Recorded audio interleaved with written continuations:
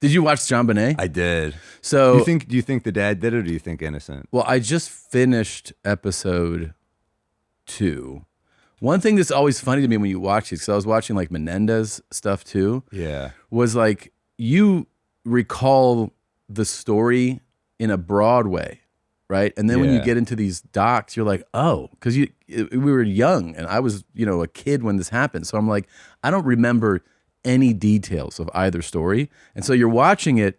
I mean, it's almost like the perfect, well, this is impossible to figure out scenario, at least through 2, which is, of course, it's crazy, like the body in the house and these things, but then like the DNA being withheld and the way that the police were clearly trying to, were feeding this stuff to the media to shape it so that they looked like killers, which is, you always go like, oh man, can you imagine? That dad already lost a daughter. It's insane. He already lost a daughter. His wife dies at 49 of ovarian cancer. And then they're keep implying maybe the car accident daughter was abused by him too. It's like all this like It's like the staircase. Remember that one? Yes. That one was tough though. It's That like one was tough. That's a little too. I think he did it. You do think that did Yeah, it? but no, not the JonBenét dad. I don't think he did it. What do you think happened? What's your theory? I don't know, but that guy, what's his name? Is it Mark something Carr?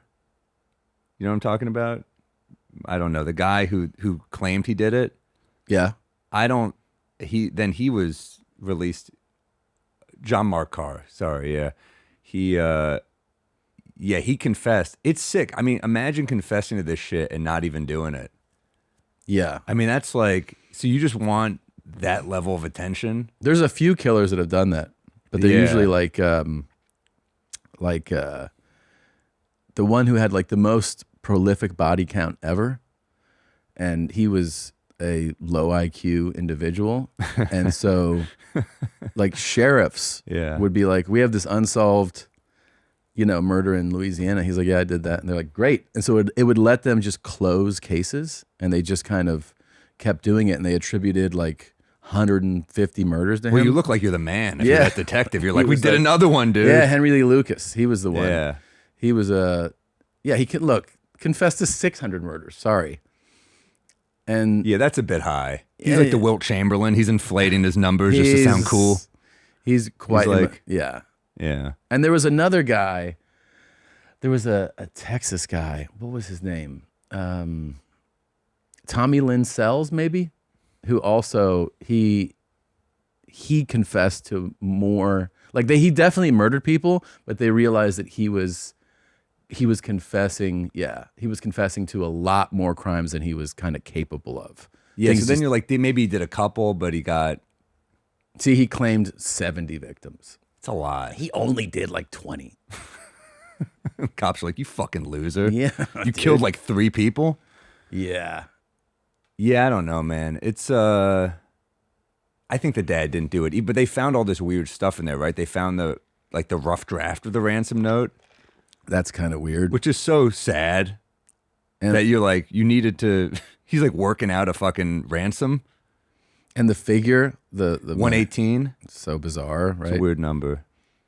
Yeah, that's what's weird. Is like that sounds like one of the crazier aspects to me was the fact that you have this, because I first didn't think about some of these things like before the pandemic, which was like how you think the powers that be get it, like know how to handle things. In other words, like if something catastrophic happens, like a pandemic, you're like, well, this is the United States government. Like they'll figure it out. And then so my analysis or comparison for this is like, oh, there's a homicide, in a city like Boulder. It's not like a tiny little town.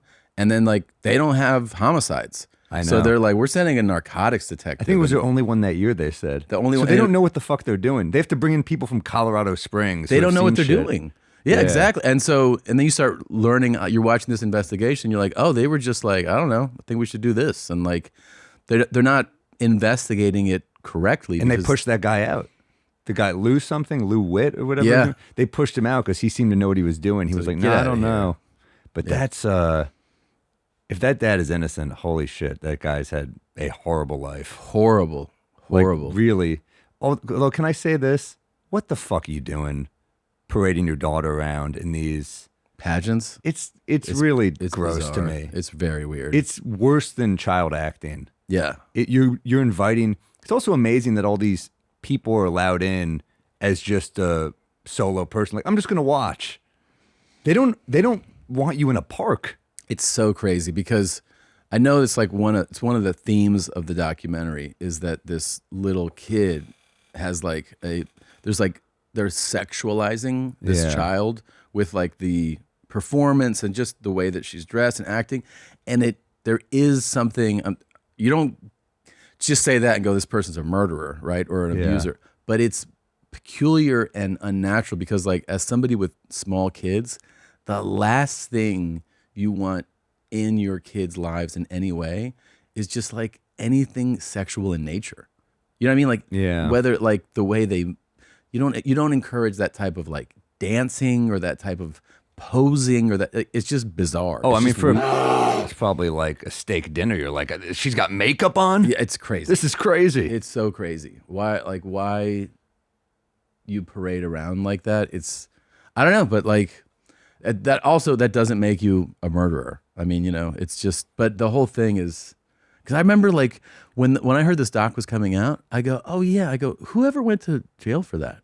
Yeah, same. You forget. You forget. Because didn't it happen right after 9/11?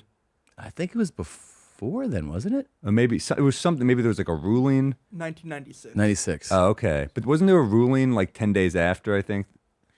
After 9/11? I think so. About this? I think so. There was like a ruling 10 days after, and I think it got swept. There was something related to this that happened around 9/11. But like another thing about the story is when people Both went unsolved.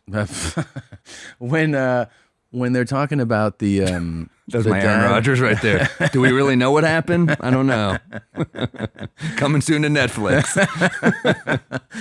When you're talking about this dad being like this possible abuse, and then they interview the other kids, the adult Yeah. kids, and they're like, he's a fucking great dad. Like you think that like he just had this moment where he was this horrifically abusive guy. It just doesn't add up, man.